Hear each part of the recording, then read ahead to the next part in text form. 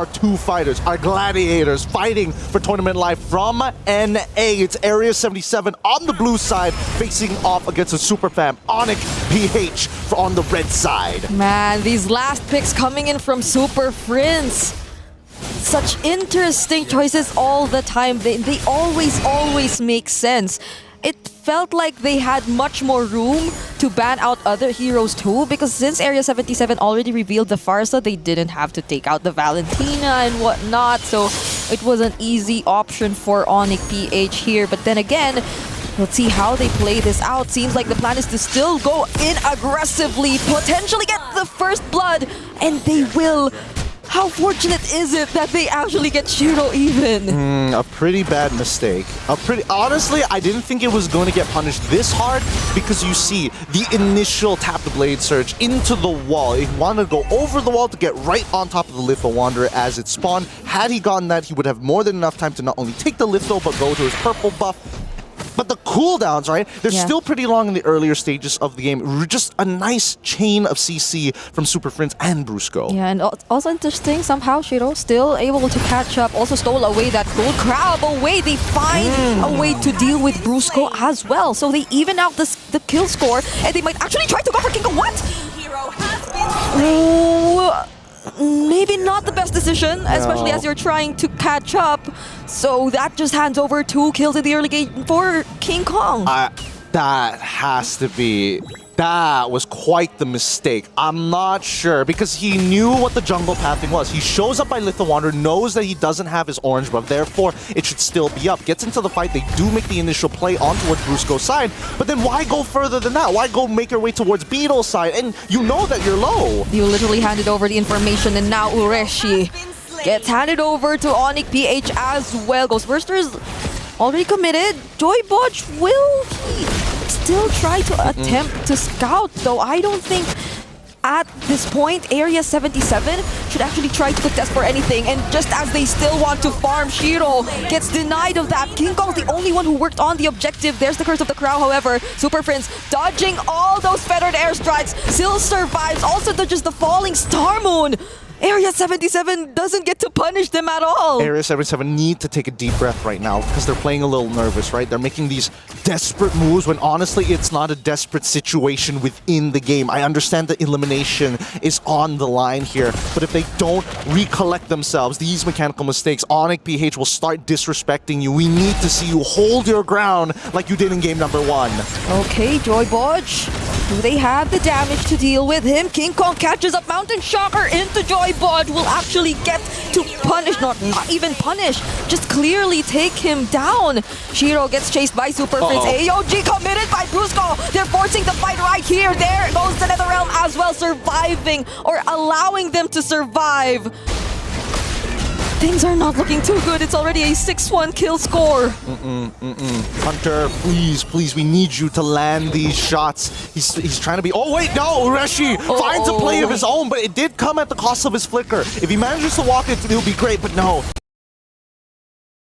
He's gonna fall as well. You can see this desperation oozing out of AREA77. You need to see the chemistry, their familiarity with one another come in, because it feels like they're doing too much things, separate things, individually in this game, which clearly is not the way to go up against this lineup, especially if you're trying to play around certain heroes of AREA77, because being this much behind, especially on Shiro, doesn't guarantee the space that your other members need to farm up. Yes, and right now, you can tell that when it comes down, when people talk about experience, right, most people are thinking, oh, you need to have a certain level of game IQ. No, ONIC PH has years of protocols that they've implemented in their game, force of habits when they see certain movements across the map.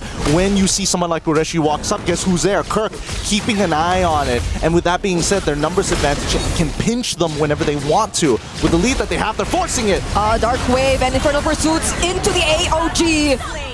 Even with those 2 setups, it's all enough for ONIC PH to take down several members from AREA77, and now it's an easy way for them to convert. Just 5 minutes into this game, they'll actually get to take the tier 1 in mid. Yep, this mid trio from ONIC PH Now bulldozing their way, the most important structure of the mid lane collapses and the anchor of Area 77 just struggling. Like, I mean, ISO, he's doing okay, right? He's trying to hold on to this wave, but the single assist, and more importantly so, the crab control from Kelra is only going to propel him forward, right? 92 gold, honestly not that bad. ISO is holding on despite Kelra's initial assist. Oh, but Shiro gets caught here in the middle of 3, or actually 4 members of ONIC PH. That's already monster kill for King Kong. Gets to use the Mountain Shocker onto Hunter!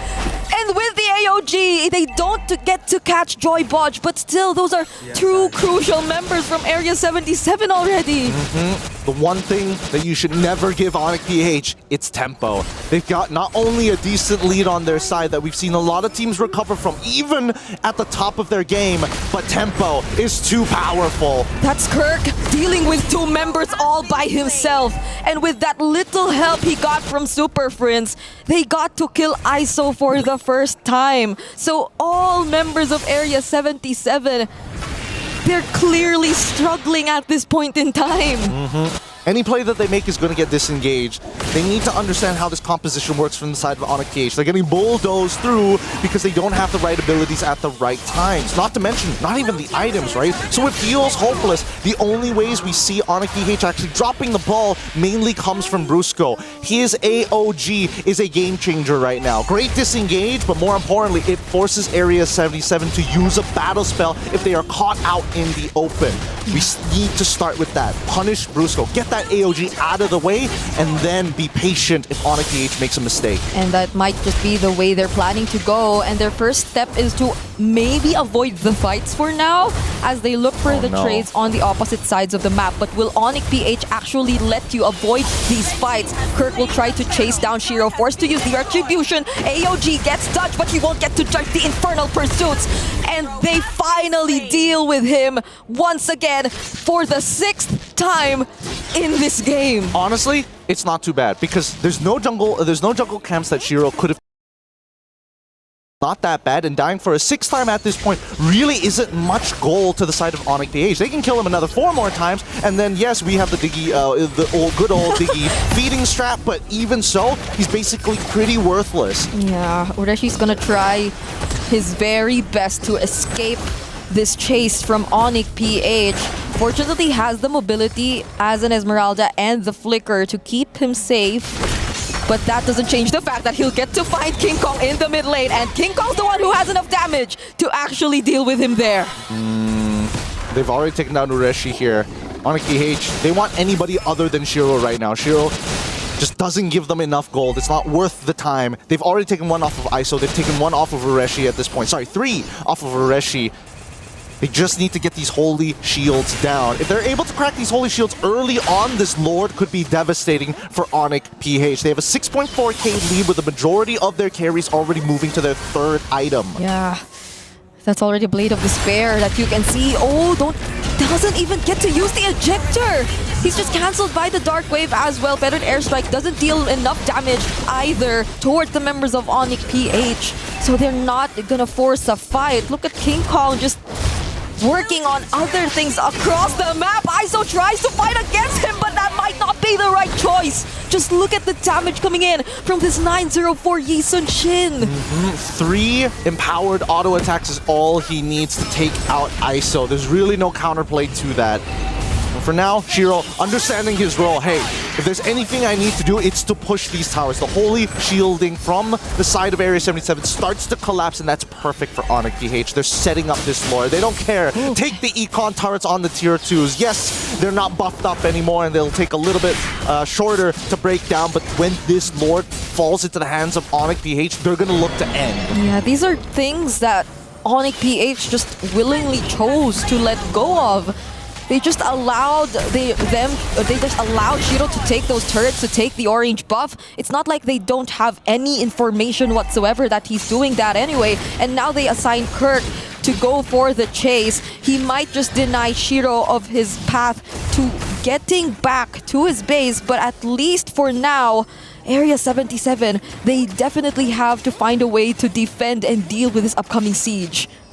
And now, they're calling the squadron back. They're like, whatever, you can take an inhibitor if you want to. You can try because we're going to close out this game, Shiro. You decide your fate as we see ONIC PH now knocking on the front door. Oh, he probably tried to buy some time, but look at the Federal Airstrike immediately cancelled by the Dark Wave. There goes the Unstoppable Force and the Ejector onto Kelra, but the Netherrealm saves him just in time, and even the Crossbow of Tam doesn't feel like it dealt enough damage against ONIC, but it will be enough to at least send them back. All right, they took an inhibitor. They're looking for one more inhibitor. And Shiro, he's already gotten that initial push, but for some reason, they decided to switch Kirk and Brusco, right? With 2 inhibitors now, Brusco is finally back in. He's been holding the AOG this entire time! Oh my god! And there goes the AOG, who actually somehow gets to dodge it, but will he be able to dodge the damage coming from ONIC PH? Might not. And now they gain access to the base. This looks like it's finally it for ONIC PH, but Area77 still find a way to clear it. Another wave is about to collapse. Top side is going to go through, and it looks like ONIC, they're waiting for a mistake. They can't really necessarily force it. They already technically made a mistake by diving too far, and now they're just waiting for the waves to make sure that this is an inevitable end. Yeah, fortunately they get to dodge those potential setups coming in from ONIC PH, but the death timers aren't that long, so they might have to respect that a bit as well. All members of Area77 are back in this game, but they seem to want to end it as soon as they can. They find a target there, they look for Joy Podge, they finally get to take him down. ISO gets to find the stacks, but there's a Winter Crown and another round, and this might finally be the opportunity for ONIC PH to end things. They don't have the minions, however, but that's a near wipeout for Area77. ISO will try to find an opening, but that will be denied from them. And this means that ONIC PH will stay in this tournament. And that's a 2-0 victory for ONIC PH, eliminating Area 77. Oh man, game 2, that was a beatdown, LaFell. I mean, I don't know about you. I think that was a very fun game, and both teams get to express themselves, because I kind of feel like at one point they're like, okay, we know what's gonna happen, right? So might as well trade a lot of objectives. And to be fair, they got it. They got a lot of turrets in the game, and you know, overall, yes, they lost, but again, they're gonna lose to anyone. Might as well be the world champions. I think there's nothing to be disappointed here from the side of Area 77 as well as NA fans out there. The early game definitely is what really sealed the deal, because once ONIC PH had their mid trio kind of roaming around and kind of bulldozing after the mid tier 1, it was basically done for, right? Side laners, nobody was getting much of a lead anywhere there, so it's just, there's no saving grace. Yeah, the way that ONIC PH just decided to capitalize mistake after mistake coming from Area 77. This was, yet again, experience clearly in play. I feel like there were a lot of those small mistakes which could have been avoided, but that's the thing, maybe. This is still, in a way, at the end of the day, something to learn from if you're Area 77, and for their first experience, for sure, they've got a lot of lessons from the first 2 matches that they played. I mean, here's the thing. When it comes to experience, we don't talk about this a lot, but there's an art to be on stage, because we've heard from multiple teams either they're too scared or too hyped. Even for teams that's been here like a few years now, they have this mental crutch where, yes, you got a good game, but that doesn't mean you have to overextend. And now we're going to throw it over to an interview with Kelra and Eterna. Okay. Hello, everyone. Sorry, we were discussing a little bit